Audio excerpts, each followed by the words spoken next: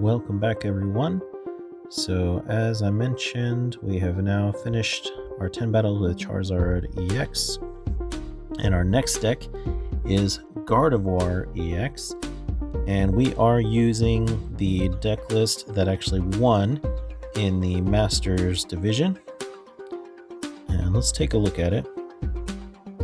And surprisingly, I had to change very little from the existing Gardevoir deck that I had to match the number one at Worlds this year.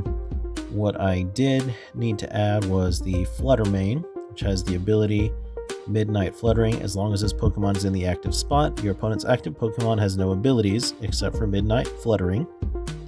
So this lets you shut down opposing abilities. And then I also had to shuffle my trainers just a tiny bit, adding in the Technical Machine de-evolution, taking out the boss's orders that I had, and yeah, so there was a lot of discussion going into Worlds whether Jellicent would be included, and I'm sure there are plenty of people who did include it, but the number one Worlds winning deck did not. They opted for, you'll notice this is all completely unchanged from before Black Bolt and White Flare.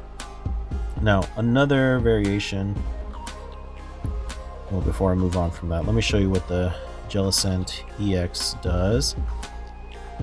We've talked about it before, but this one is kind of huge, and when Black Bolt and White Flare came out, there were so many articles and videos and things just talking about how this card was going to change the meta or be the best card out of the expansion, and that's purely due to its ability, Oceanic Curse. As long as this Pokemon's in the active spot, your opponent can't play any item cards or Pokemon tool cards from their hand.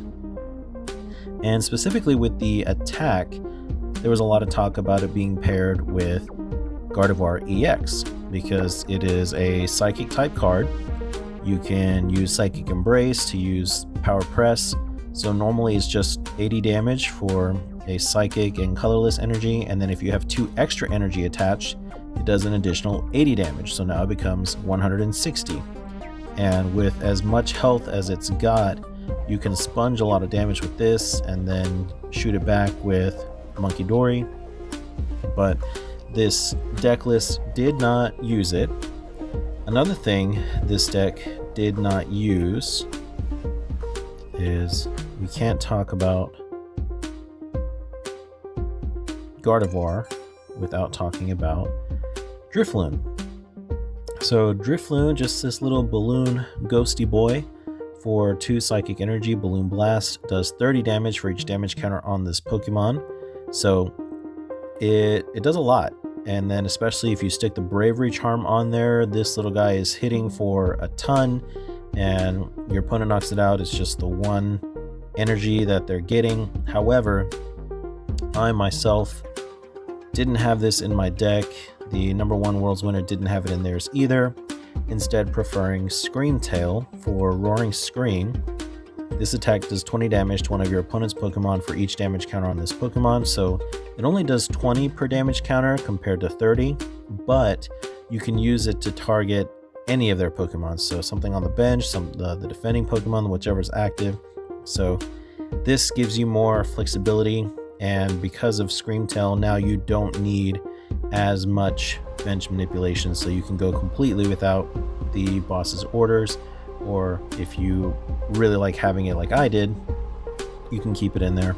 But we're going to go with the deck list used by the number one Worlds winner, and we'll see if we can replicate his success.